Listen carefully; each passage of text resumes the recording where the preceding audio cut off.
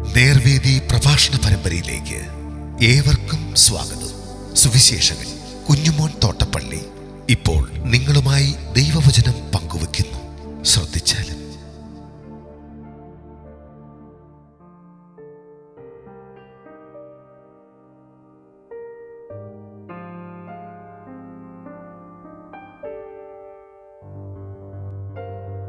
ശിഷ്യന്മാരുടെ വിശ്വാസത്യാഗം. ദൈവനാമത്തിന് മഹത്വമുണ്ടാകട്ടെ. മർക്കോസിന്റെ സുവിശേഷം 9-ാം അധ്യായത്തിന്റെ 14 മുതൽ 19 വരെ ഞാൻ വായിക്കുന്നത് ശ്രദ്ധിച്ചാലും. അവൻ ശിഷ്യന്മാരുടെ അടുക്കൽ വന്നാറെ വലിയ പുരുഷാരം അവരെ ചുറ്റി നിൽക്കുന്നതും ശാസ്ത്രിമാർ അവരോട് തർക്കിക്കുന്നത് കണ്ടു. പുരുഷാരം അവനെ കണ്ട ഉടനെ ഭ്രമിച്ച് ഓടിവന്ന് അവനെ വന്ദിച്ചു. അവനവരോട്, നിങ്ങൾ അവരുമായി തർക്കിക്കുന്നത് എന്ത് എന്ന് ചോദിച്ചു.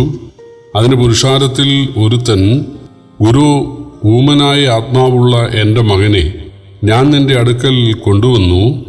അത് അവനെ എവിടെ വെച്ച് പിടിച്ചാലും അവനെ തള്ളിയിടുന്നു. പിന്നെ അവൻ നുരച്ച് പല്ല് കടിച്ച് വരണ്ടു പോകുന്നു. അതിനെ പുറത്താക്കേണ്ടതിന് ഞാൻ നിന്റെ ശിഷ്യന്മാരോട് പറഞ്ഞിട്ട് അവർക്ക് കഴിഞ്ഞില്ല എന്ന് ഉത്തരം പറഞ്ഞു. അവൻ അവരോട്, അവിശ്വാസമുള്ള തലമുറയെ, എത്രത്തോളം ഞാൻ നിങ്ങളോട് കൂടെ ഇരിക്കും, എത്രത്തോളം നിങ്ങളെ പൊറുക്കും എന്ന് പറഞ്ഞു.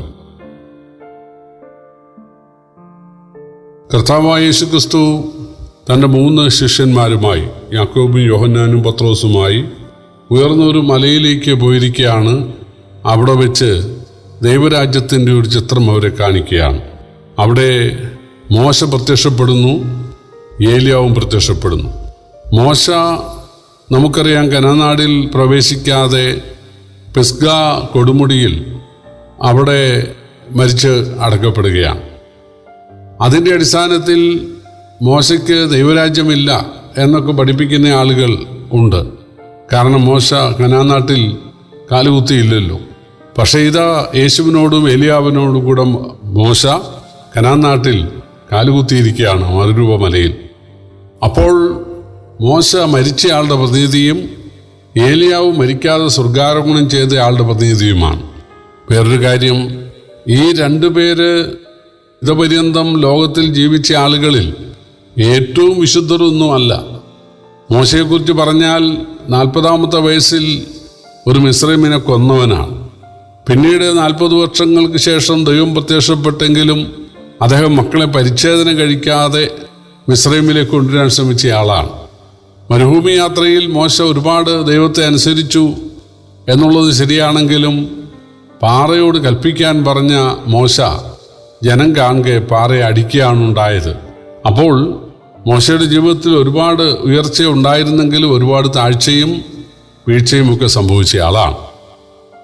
ഇനി ഏലിയാവിനെ കുറിച്ച് ചിന്തിച്ചാൽ, ഏലിയാവ് മഹാരാജാവിൻ്റെ മുമ്പിൽ ധീരതയോടുകൂടെ നിൽക്കുകയും താൻ പറഞ്ഞല്ലാതെ മഞ്ഞും മഴ ഉണ്ടാകുകയില്ല എന്ന് പറയുകയും ചെയ്തു. മഴ പെയ്യാതിരിക്കാൻ പ്രാർത്ഥിച്ചു, മഴ പെയ്യാൻ പ്രാർത്ഥിച്ചു, ആകാശത്ത് നിന്ന് തീയിറക്കി എന്നുള്ളതൊക്കെ ശരിയാണ്.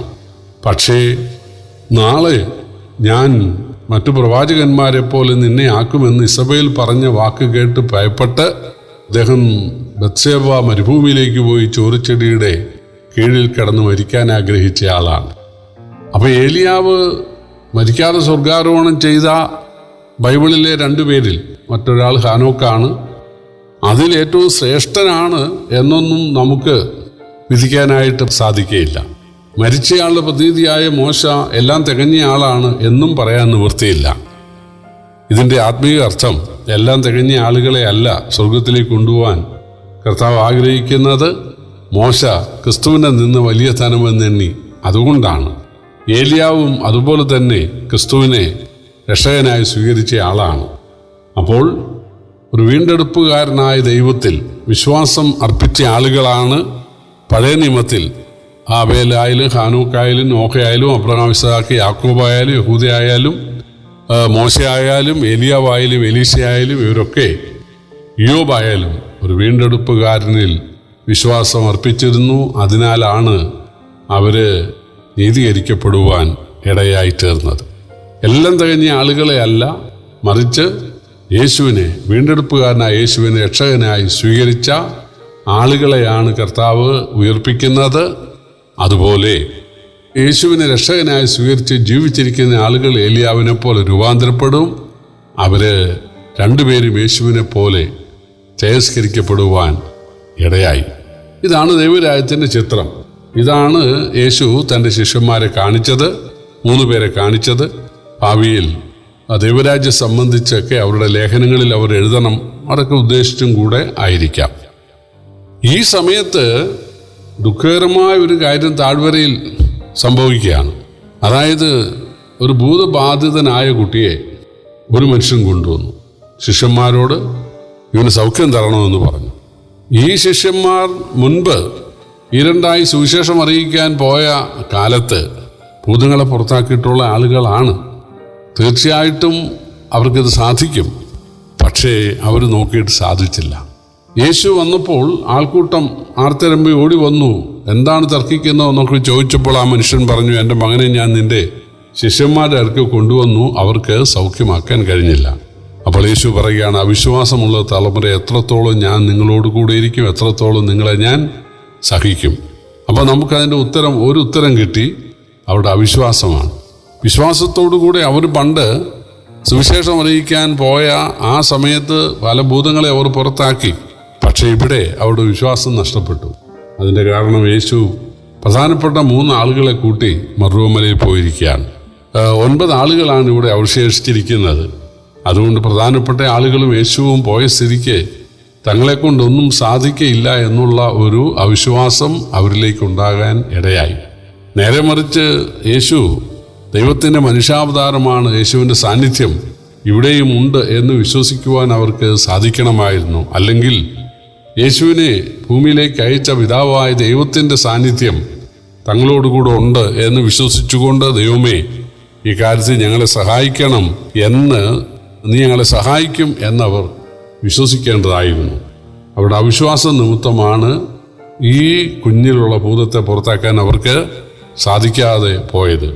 ഇതിന് മറ്റൊരർത്ഥമുള്ളത്, കർത്താവായ യേശുവിൻ്റെ വീണ്ടും വരവടുക്കുന്ന കാലത്ത് ദൈവമക്കൾക്ക് വലിയ വിശ്വാസവും വലിയ ഭക്തിയും വലിയ വിശുദ്ധിയും ആയിരിക്കും എന്നുള്ളത് തികച്ചും തെറ്റാണ്.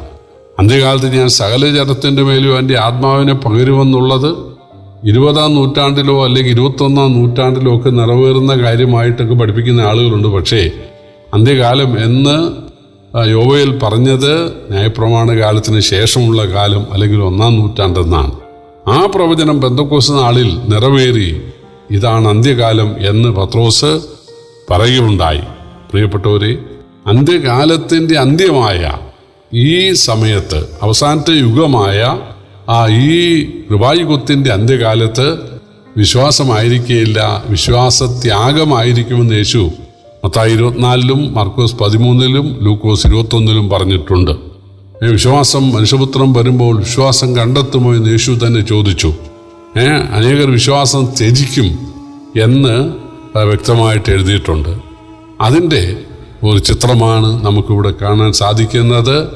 യേശുവിൻ്റെ വരവടുക്കുന്ന കാലത്ത് ഈ വിശ്വാസഗോളം പോലും മയക്കം പിടിച്ച് അല്ലെങ്കിൽ അവർ ലോകസ്നേഹികളായി തീരാനിടയാകും. അന്ത്യകാലത്ത് ദുർഘട സമയങ്ങൾ വരുമെന്നറിയാം. മനുഷ്യ സ്വസ്നേഹികളും അഹങ്കാരികളും വമ്പു പറയുന്നവരും ദോഷകന്മാരും അമ്മയപ്പന്മാരെ അനുസരിക്കാത്തവരായി ഭക്തിയുടെ വേഷം ധരിച്ചതിൻ്റെ ശക്തിയെ ത്യജിക്കും എന്നാണ് നമുക്ക് തിമോത്തിയോസ് ലേഖനത്തിൽ വായിക്കാൻ സാധിക്കുന്നത്.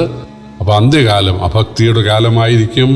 അന്ത്യകാലം അത് അവിശ്വാസത്തിൻ്റെ അല്ലെങ്കിൽ വിശ്വാസത്യാഗത്തിൻ്റെ കാലമായിരിക്കും എന്നാണ് യേശു പറഞ്ഞത്. കാരണം പിശാച് തനിക്ക് അല്പകാലമേ ഉള്ളൂ എന്ന് വിചാരിച്ച് ശക്തിയോടുകൂടെ വൃതന്മാരെ കൂടെ ദൈവമക്കളെ കൂടെ തെറ്റിക്കാനായിട്ട് ശ്രമിക്കും. അതാണ് ഇവിടെ സംഭവിച്ചുകൊണ്ട് ഇരിക്കുന്നത്. അതാണ് ഇവിടെ സംഭവിച്ചത്. എന്നാൽ യേശു ഒറ്റ വാക്കിന് കുഞ്ഞിലെ ഭൂതത്തെ പുറത്താക്കുകയാണ്. എന്നിട്ട് ശിഷ്യന്മാരെ ശാസിച്ചുകൊണ്ട്, നിങ്ങളുടെ അവിശ്വാസം കൊണ്ടാണ് ഇത് സാധിക്കാതിരുന്നത്. തീർച്ചയായിട്ടും ദൈവത്തിൽ നിങ്ങൾ വിശ്വസിച്ച ദൈവത്തിൽ നിങ്ങൾ വിശ്വാസമുള്ളവരായിരിക്കണം, വിശ്വാസത്തോടെ പ്രാർത്ഥിക്കണം എന്നാണ് യേശു പറഞ്ഞത്. കർത്താവ് നമ്മെ സഹായിക്കട്ടെ. കർത്താവിൻ്റെ വലിയൊരു നാമം വാഴ്ത്തപ്പെടുമാറാകട്ടെ.